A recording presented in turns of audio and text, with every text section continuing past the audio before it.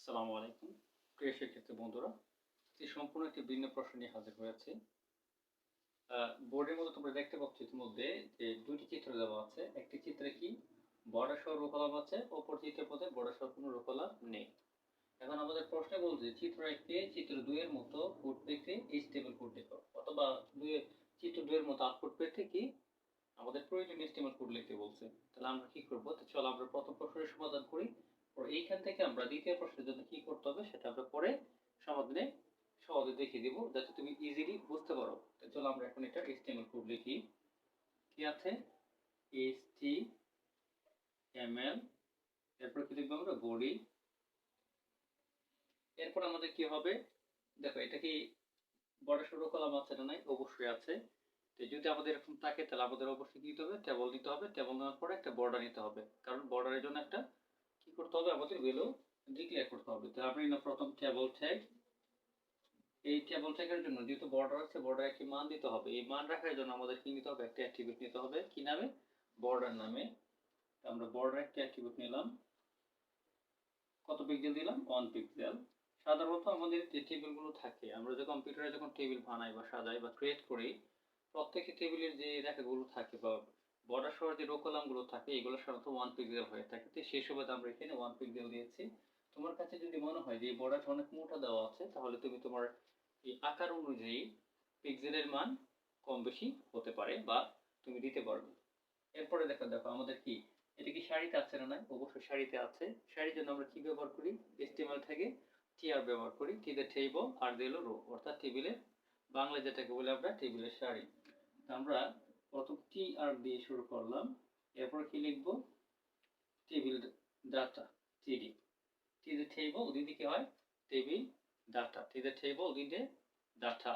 যদি ডাটা হয়, যে ডাটাগুলো আছে আমাদের কি আছে? এ আছে, বি আছে এই সারিতে। তাহলে প্রথম যে ডাটা আছে কি আছে? ই আছে। আমরা লিখব, লিখে টিডি বন্ধ করে দেব, স্ল্যাশ টিডি। এরপরে কি আছে? বি আছে। আমরা আবার টিডি এক লাইনে লিখে ফেলে আবার এই যে টিডি দিয়ে শুরু করলাম। তারপরে কি আছে? বি আছে। এই যে বি লিখলাম, লিখে টিডি বন্ধ করে দিলাম। আমরা এই সারিটা শুরু করেছিলাম কি দিয়ে? এই যে টিআর দিয়ে কিন্তু শুরু করেছিলাম। এখন দেখো এই সারিতে এবি ছাড়া আর কিছু কি আছে? নাই। তাহলে আমাদের কি করে দিতে হবে? টিআরটা বন্ধ করে দিতে হবে, স্ল্যাশ টিআর। এরপরে দেখো পরে কিন্তু আরেকটা সারি আছে আমাদের। তাহলে আমরা কি করে দেবো? এটা সারিতে যেগুলো আছে আমরা আবার টিআর দিয়ে শুরু করব। টিআর দিলাম, লিখলাম টিডি। কি আছে? সি আছে। লেখার পর আমরা টিডি বন্ধ করে দিলাম। আবার টি দিয়ে শুরু করলাম। টেবিল ডাটা হিসেবে কি আছে? ডি আছে, স্ল্যাশ টিডি। দেখো এই ডি লেখার পরে এই সারিতে কিন্তু আর কিছু নেই। সো আমরা এখন কি করে দেব? আবার এটার জন্য টিআরটা আমরা এখানে বন্ধ করে দেব, স্ল্যাশ টিআর। টিআর বন্ধ করে দেওয়ার পরে আমাদের কি করতে হবে? দেখতে উপরে কি কি বন্ধ করা আমাদের হয়নি। আমাদের টেবল বন্ধ করতে হবে, বডি বন্ধ করতে হবে, HTML বন্ধ করতে হবে। যদি আমরা আগে টেবল বন্ধ করে দিতাম, তাহলে যতগুলো এই যে আমরা কোড বা ট্যাগ লিখেছি এগুলো কিন্তু কাজ করতো না। তার মানে এই টেবলের মধ্যে যা আছে সবকিছু লেখার পরে আমার কি করতে হবে? টেবল বন্ধ করতে হবে। কেননা স্ল্যাশ আমরা যখন দিই, যে ট্যাগের জন্য আমরা ব্যবহার করি, অর্থাৎ যে কন্টেন্টের জন্য যে ট্যাগ ব্যবহার করি, ওই কন্টেন্ট লেখা হয়ে গেলে পরে ওই ট্যাগটা কি করে দিতে হয়? বন্ধ করে দিতে হয়। সো যেহেতু আমাদের টেবল ছিল, টেবলের সকল কাজ আমরা এখানে সম্পন্ন করে ফেলেছি বা কোডিং করে ফেলেছি। এখন আমরা কি করব? এই টেবলটা এখানে বন্ধ করে দেব, স্ল্যাশ টেবল, তারপর স্ল্যাশ বডি, স্ল্যাশ HTML। আচ্ছা, সবগুলো কিন্তু আমরা বন্ধ করে দিলাম। তাহলে আমরা এখন যে কোডিংটা লিখলাম, এটা কার জন্য লিখলাম? এই প্রথম টেবলের জন্য লিখলাম। তাহলে আমাদেরকে বলতে যে প্রথম টেবলটা যে আছে তাকে কার মতো বানাতে হবে? চিত্র 2 এর মতো বানাতে হবে। তাই চিত্র 2 এর মতো বানানোর জন্য আমাদের ছোট্ট একটি কাজ করতে হবে। সেই কাজটা হলো, দেখো এখানে কি কোনো বর্ডার আছে অথবা রো কলাম আছে? না, রো কলাম নাই। যদি বর্ডার সহ রো কলাম না থাকে, তাহলে আমরা কি করব? এখানে টেবল বর্ডারের মানটা কি করে দেব? 0 পিক্সেল দিয়ে দিব। তাহলে কি হবে? তাহলে এই টেবলের মতো অ্যান্সার আমার হয়ে যাবে।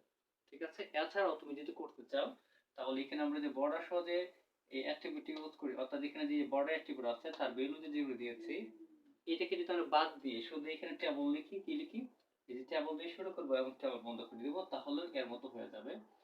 তো তোমার কাছে যদি এটাকে এরকম মনে হয় যে করতে তোমার সমস্যা হয়, তাহলে আমি মনে করি কি প্রথম যে টেবলটা থাকবে ঠিক এই টেবল থেকে কোডিং গুলো লিখে ফেলবে, লেখার পরে কি করবে, শুধু এখানে বর্ডারের মান 0 দিয়ে দিবে। তাহলে কি হবে, এরকম কি থাকবে, বর্ডার সহ রো কলাম ছাড়া একটা টেবল যেরকম হতে পারে ডাটা সহকারে ঠিক সেরকম দেখাবে।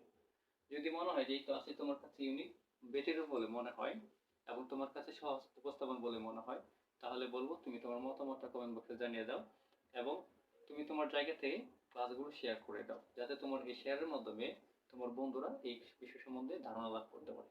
ধন্যবাদ সবাইকে।